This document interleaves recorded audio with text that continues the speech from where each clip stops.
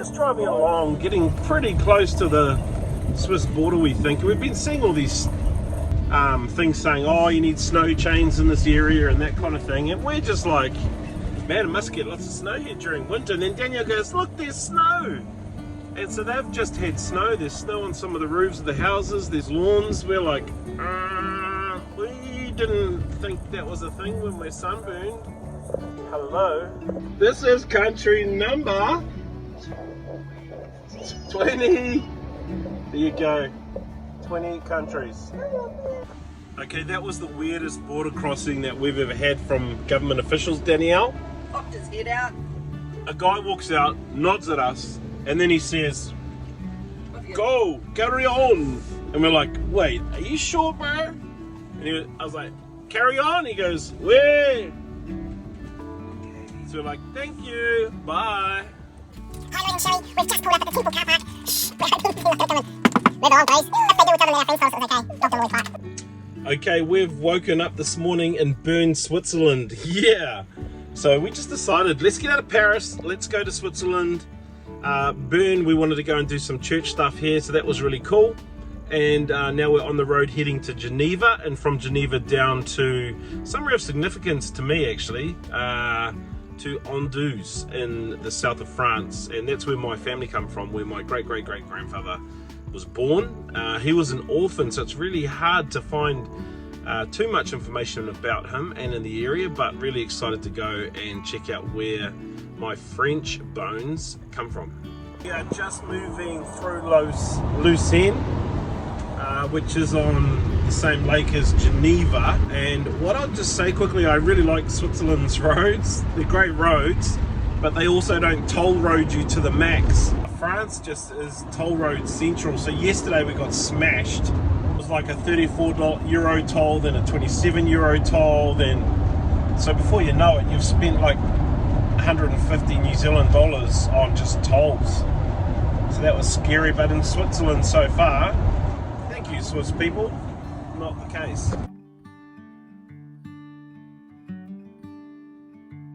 So the idea to call in down here was to come and find a really nice Swiss hot chocolate. We found a nice old medieval town. We've found a beautiful lakefront edge. We've found some Alps. But do you think we could find the hot chocolate? When you're in a wagon the size of a bus, it's a bit tricky to get to spots that you might think would be awesome. It's a consideration. Well, Geneva, we skipped you.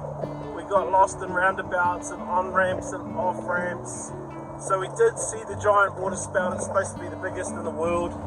Everybody says it got the biggest in the world or whatever. I don't know about that. But we are now on the road to southern France. The mountains, the snow-capped mountains between the Swiss border and where we are in France here are just amazing. Just really beautiful scenery, big driving, we're covering a lot of miles, but the scenery is beautiful.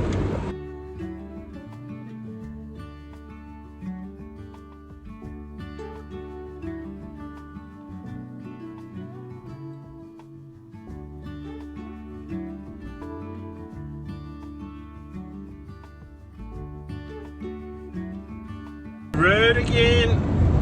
It's adding up the old diesel mileage, eh? We are hitting the miles, there's no doubt about it.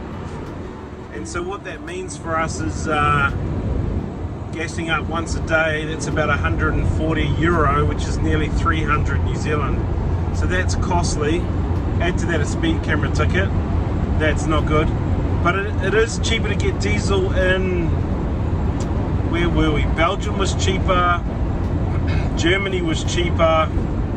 Switzerland was about 10 cents dearer than what it is back through here in France. So if you can avoid filling up in Switzerland, I'd recommend it. A little bit of savings there. What I'm saying is like 10 to 15 cents a litre. As compared to Germany, $1.60 a litre. Here $1.90. Switzerland $2.01. Ouch.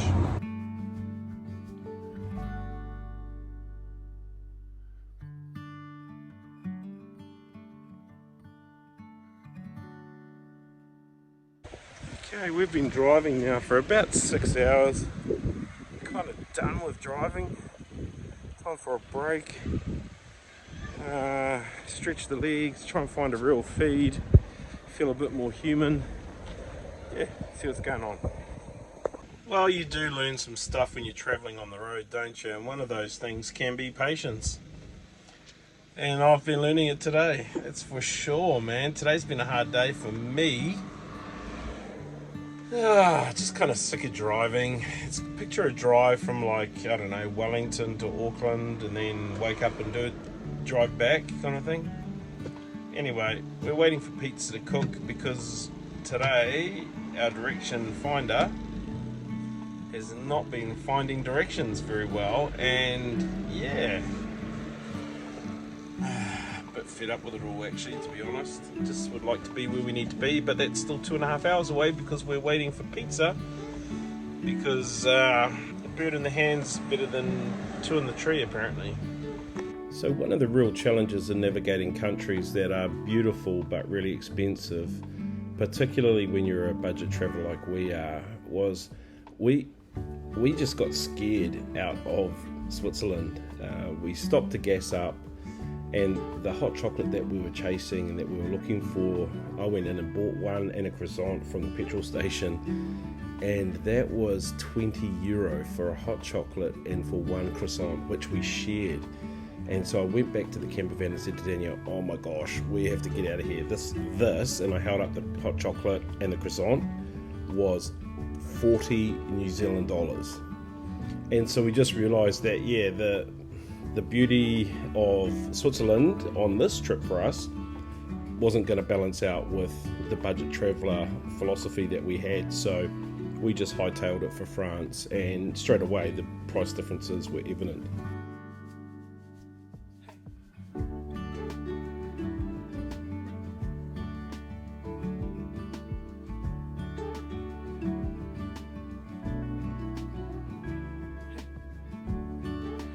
Oh, kia ora whanau. The reason you can't see me is because it's pitch black. And my wife and I have just arrived at our digs for the next 2 nights. We're in a campground just right on the very edge of Ondus. And so I've just been down for a shower. It's like at the marae. Same deal. I'm walking back to our whare.